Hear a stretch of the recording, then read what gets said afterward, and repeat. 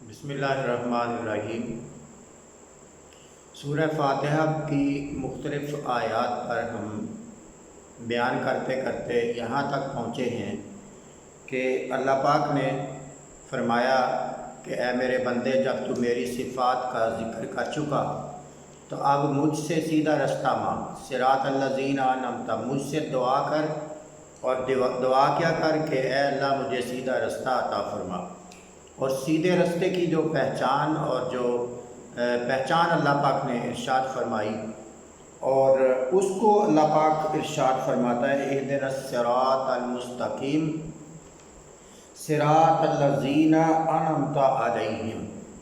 اے میرے بندے، مجھ سے سیدھا رستہ مانگ اور ان لوگوں کا رستہ مانگ جن پر میرا انعام ہوا۔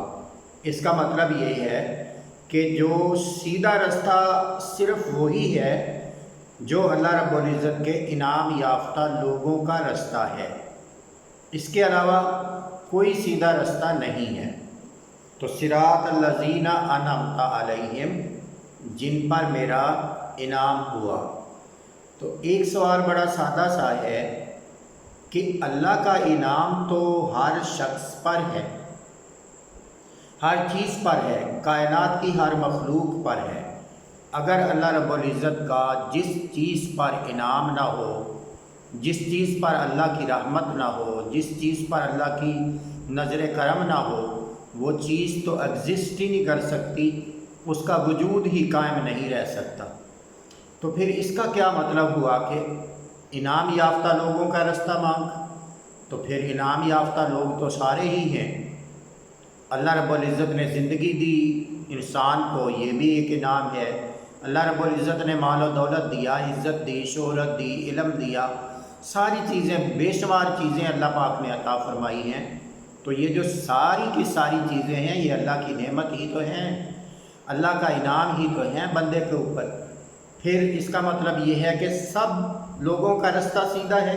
نہیں، اس کا مطلب یہ ہے کہ جو اللہ رب العزت کے انعام یافتہ لوگ ہیں، وہ بالعموم ان کی بات نہیں ہے، بلکہ بالخصوص لوگ جو ہیں ان کی بات ہے۔ یعنی وہ انعام یافتہ لوگ جو خاص ہیں، جو اللہ رب العزت کے سلیکٹڈ ہیں، چنے ہوئے لوگ ہیں، ان کا رستہ عطا فرما۔ اور وہ کون ہیں؟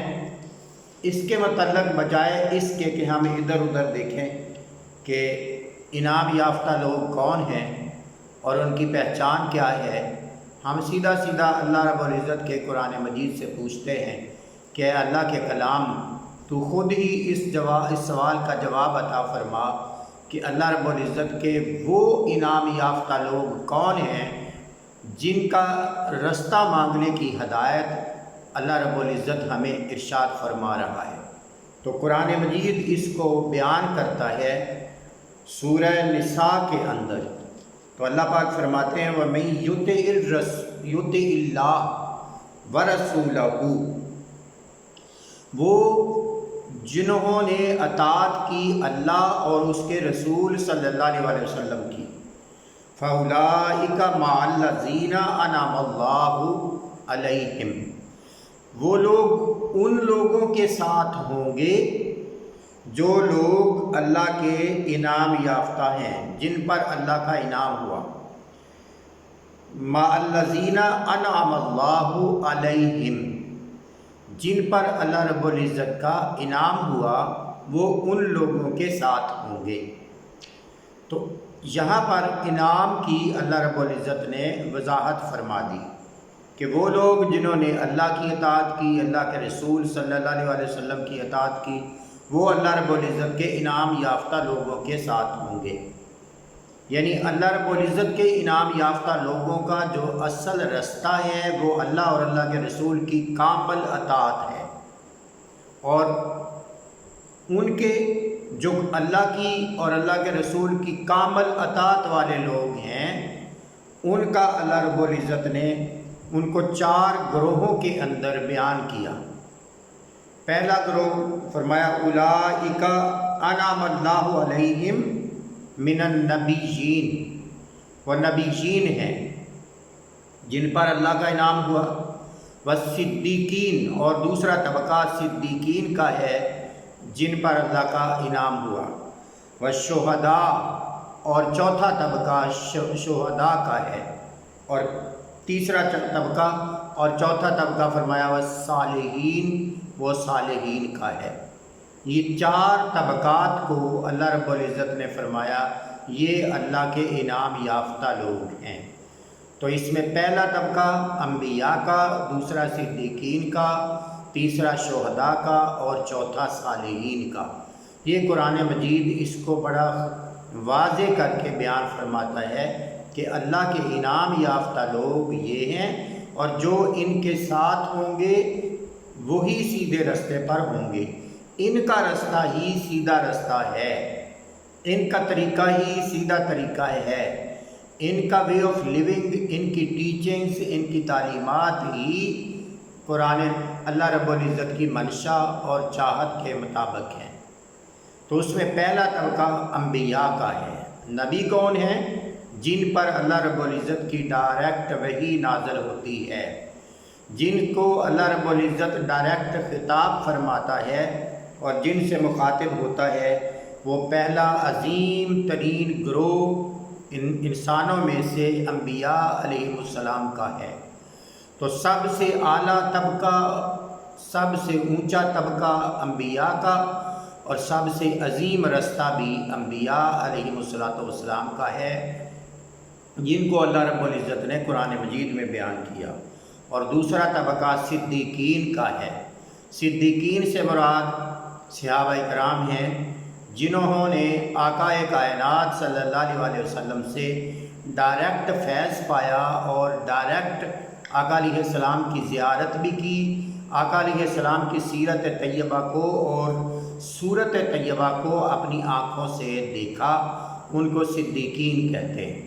और तीसरा तबका शुहदा का है, जिन्होंने अल्लाह और अल्लाह के रसूल सल्लल्लाहु अलैहि वसल्लम को हक़ माना और जिन्होंने अल्लाह और अल्लाह के रसूल पर कामल यकीन लाए, ईमान लाए, और अगर उनको अल्लाह और अल्लाह के रसूल सल्लल्लाहु अलैहि वसल्लम की खुशनुदी के लिए और दीन के इहया के लिए और निज़ाम की तब्दीली के लिए उनको अगर अपनी जानों का नजराना भी देना पड़ा, तो उन्होंने अल्लाह की रज़ा की खातर अपनी जानें भी कुर्बान कर दी।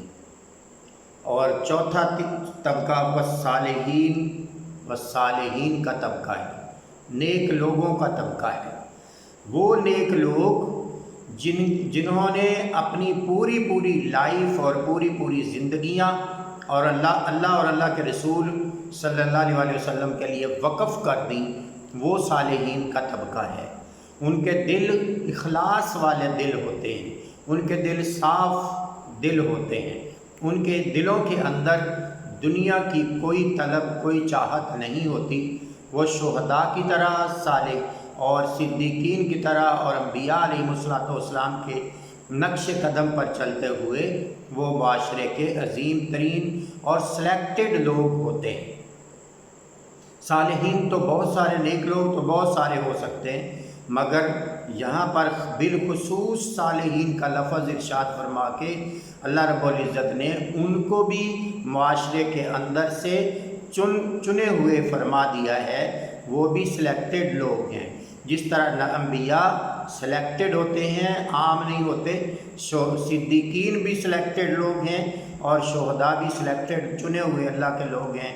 इसी तरह सालिहीन औलिया अल्लाह भी चुने हुए अल्लाह के महबूब और मुकर्रब लोग होते हैं।